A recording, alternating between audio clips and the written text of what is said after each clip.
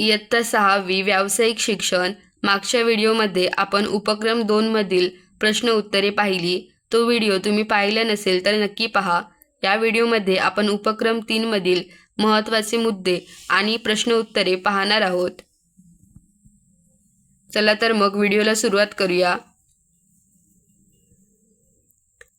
शालेय परसबागेत गांडूळ खत तयार करणे. गांडूळ खत म्हणजे काय?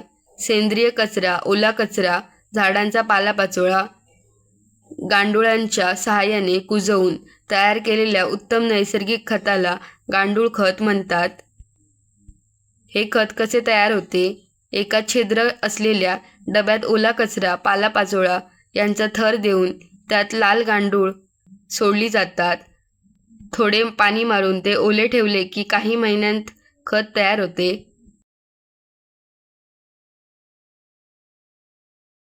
कशी काळजी घ्यावी? डब्यात फळे, भाज्यांची साले, अंड्यांचे कवच टाकावे, पण मांस, दुग्धजन्य पदार्थ, तेलकट पदार्थ आणि लिंबूवर्गीय फळे टाकू नयेत, कारण यांमुळे गांडुळांना इजा होते आणि वाईट वास येतो. फायदा: गांडूळ खतामुळे मातीची सुपीकता वाढते आणि झाडांची वाढ खूप छान होते.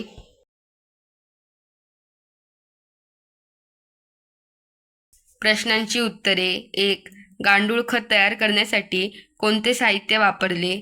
उत्तर: तळाशी छिद्र असलेला लाकडी किंवा प्लास्टिकचा डबा, ताडपत्री, जाड कापड, ओला कचरा, झाडांचा पालापाचोळा, भाजीपाल्याचे उर्वरित भाग, पाणी आणि लाल गांडूळ हे साहित्य वापरले.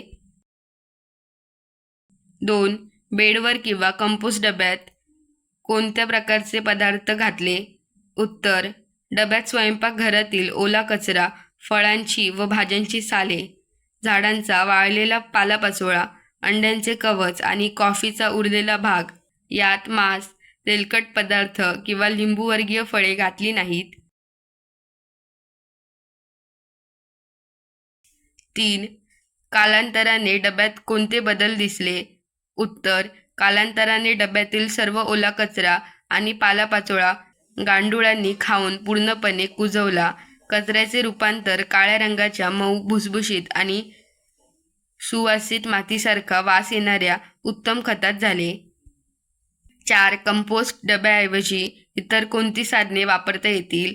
उत्तर: कंपोस्ट डब्याऐवजी सिमेंटची टाकी, लाकडी खोके, जुनी प्लॅस्टिकची गोणी, पोते किंवा जमिनीत खड्डा करून ही साधने वापरता येतील.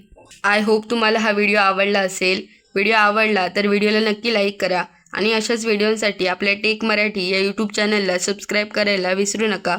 थँक्यू.